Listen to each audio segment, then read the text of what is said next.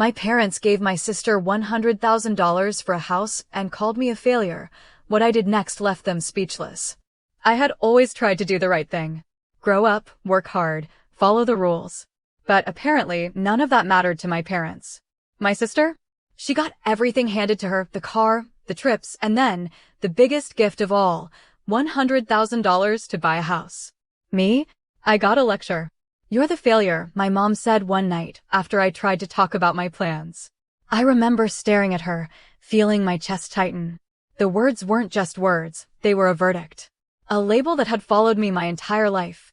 I could feel the resentment bubbling inside me, but I said nothing. I left their house that night and made a decision.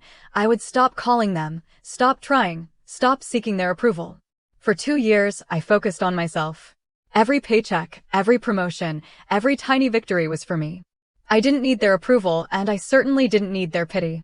I bought a small property in a quiet part of town. Nothing fancy, but it was mine. Every brick, every corner, I paid for with my sweat and my sanity. I worked evenings, weekends, even holidays. While my sister was vacationing, I was building something real. And slowly, the feeling of being free replaced the constant ache of rejection. Then, 2 years later, everything changed. It was a regular afternoon when I heard the rumble of a car outside. I was watering my little garden when I saw my sister driving past my property. At first, I waved, because I was polite, but then I saw her pull over and pick up the phone. Her voice was shrill, panicked. "Dad, you need to come here." "No."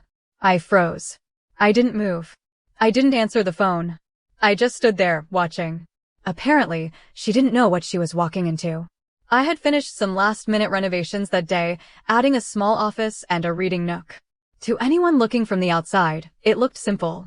But inside, the place was perfectly curated, modern, warm. And it wasn't just about aesthetics. It reflected my hard work, my independence, my success. When my parents arrived, yes, they actually drove over. They expected to find me struggling, still living paycheck to paycheck, probably miserable. What they found instead was me, thriving, proud, completely untouchable. My sister? She didn't know what hit her. Her face went pale as she stepped onto the porch. She tried to maintain her composure, but her eyes betrayed her. "What? How? What is this?" she stammered. My dad's jaw tightened. He looked around the property, his eyes scanning every detail as if he could erase it with sheer willpower. I smiled. A calm, controlled smile that said everything. "This is mine," I said simply. "Every bit. Every brick. Every corner. I built it myself." My mom gasped. "But your sister had." "I didn't need your money," I interrupted. "I never did." The silence was deafening. My sister's face twisted in disbelief, rage, and, I think, a little regret.